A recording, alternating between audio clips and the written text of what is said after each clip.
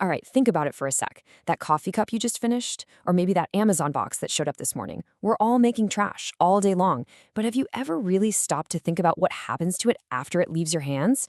We're going to find out that our trash doesn't just, vanish. It's actually creating this silent emergency right under our noses, on our streets, and in our rivers. I'm serious. Just for a second, think about it. That empty chip bag, that plastic bottle, you toss it in the bin, drag the bin out to the curb, and boom, a truck comes and hauls it away. And just like that, it's gone. But where did it go? What and where is this magical place we call away? And look, for most of us, especially if you live in a city, that's pretty much where the story ends, right? Out of sight, out of mind, the problem solved. But here's the thing.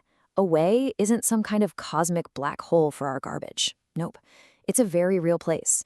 And let me tell you, it's getting incredibly crowded. So that real place I just mentioned, it's basically a mountain of trash. And your little bit of waste, well, it joins more than 160,000 metric tons of solid waste that India generates. Not per year, not per month, every single day. That is just a staggering amount of stuff, and all of it has to go somewhere.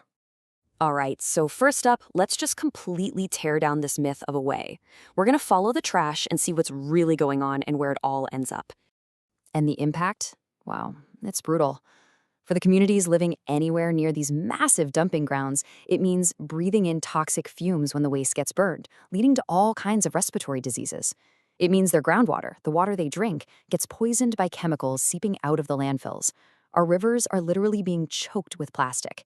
And the very people who are the backbone of our recycling system, I'm talking about the informal waste pickers, they're exposed to unbelievable hazards every single day just to make a living. This isn't some far-off abstract problem. This is a daily reality for millions. And this really gets to the social justice crisis at the very heart of this whole waste problem. For some of us, trash is what? A minor inconvenience. You take it out once a day. But for the communities living in the shadow of all our consumption, it can literally mean disease, being forced from their homes, and sometimes even death. Okay, so how on earth did we get here? I mean, this didn't happen overnight.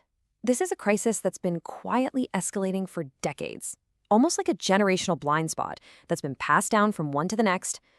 You can almost see how each generation has added a new layer to the problem, right? The baby boomers, they saw this massive wave of urbanization and consumption start.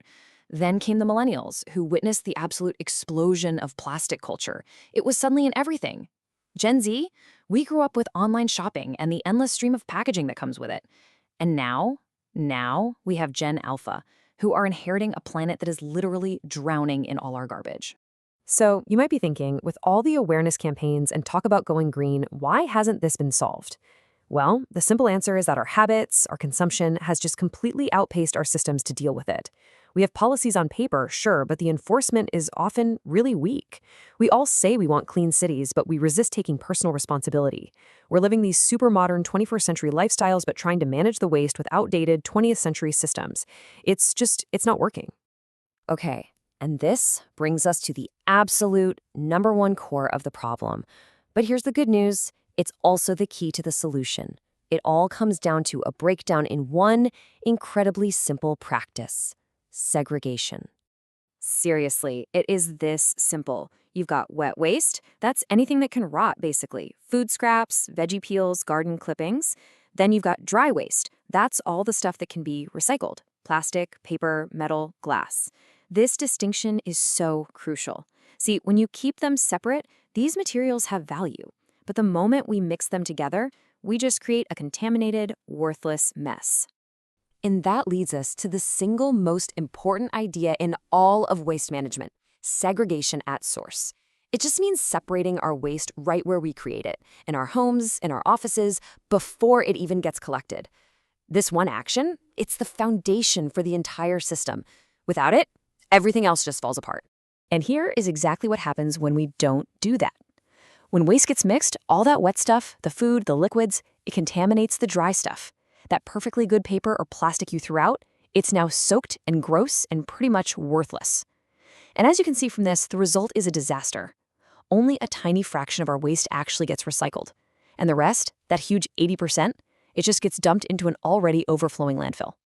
So let's actually follow the journey of that one mixed up bag of trash. We're going to trace its inefficient, expensive, and ultimately destructive path, all the way from our homes to its final, sad resting place. Okay, so the journey starts in our homes, right? Everything gets tossed into one bin. That bin gets collected, still all mixed up, and then it gets compacted and crushed together. Then it arrives at the most dangerous and heartbreaking step. Informal workers, usually with zero protective gear, have to manually sort through this hazardous, stinking mess, trying to pull out anything with a tiny bit of value. And everything else, which, let's be honest, is most of it, just gets loaded onto a truck and dumped at an open landfill. The entire system is broken from the very first step we take. Okay, so that's the problem. And yeah, it's big, it's systemic, but it's not hopeless. Not at all. So now let's talk about how we fix this. Because turning the ship around is going to take action from all of us as individuals and from the system as a whole. And you know what? It starts right here, in our own homes. And this isn't some complicated science project. It's as simple as this: a green bin for wet waste, like your food scraps, a blue bin for all the dry recyclables, plastic, paper, metal, and then a separate, safe way to dispose of hazardous stuff, like old batteries, paint, or broken electronics. This one simple, organized action in your kitchen empowers the entire system, all the way down the line. But, and this is a big but, our individual actions can only go so far. They need to be backed up by real systemic change. All these pieces have to work in sync. We need to actually enforce the rules against non-segregation. We need to build local composting facilities so the wet waste has somewhere to go. We have to formally integrate and protect our vital waste pickers. We need to make the companies that produce all this packaging take responsibility for it.